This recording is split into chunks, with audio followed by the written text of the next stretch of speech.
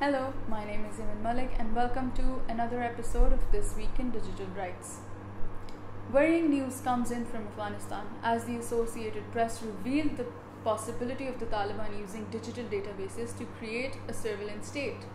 Over 2 decades, the US and its allies spent millions of dollars building databases for the Afghan people. They said this was to protect law and order and government accountability. But when the Taliban took over, they apparently gained control of most of the digital apparatus, including biometrics for verifying identities.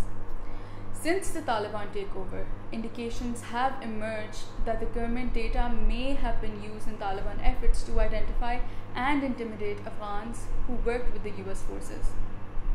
People are getting threatening phone calls, texts, and WhatsApp messages, some sources have said. There are other databases that hold sensitive information about Afghans, all of which the Taliban could hack and gain access to. Access to such information would be unprecedented in the history of the Taliban's presence in Afghanistan.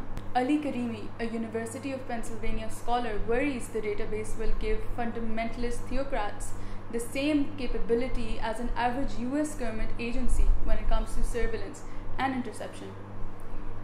In other news, WhatsApp has found itself in yet another controversy. As you probably know, WhatsApp empathizes that no one outside of your chat, not even WhatsApp, can read or listen to your conversations.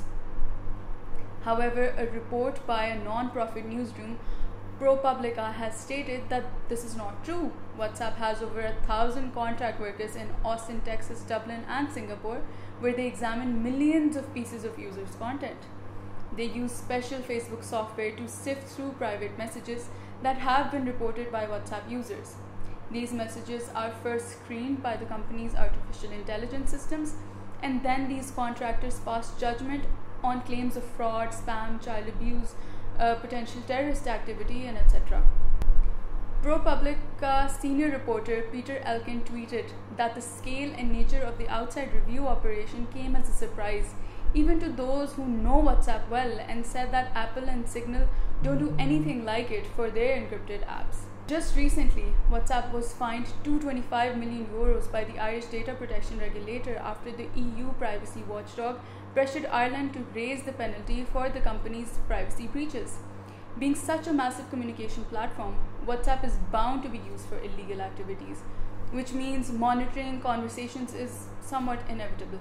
However, the concern is mostly over transparency, as WhatsApp has not made it clear under what circumstances WhatsApp employees will be able to access conversations and how. In other news, 31 organizations urged policymakers to radically change the direction of the Eurodac reform in an open letter. The Eurodac reform is the EU database storing asylum seekers and immigrants' personal data. If adopted, the legislative proposal would extend far beyond its original purpose and lead to unaccountable and exponential surveillance at the EU's borders. Eurodac would cover a great number of persons, data, categories, and store data for a very long period of time. People on the move, including children from the age of 6, would have their fingerprints and facial images captured, stored, and cross-checked with the police and migration control databases. This process would effectively label people criminals by default and violate rights to dignity, privacy, and data protection, as well as violating the rights of children. That's it for today. Thank you for watching.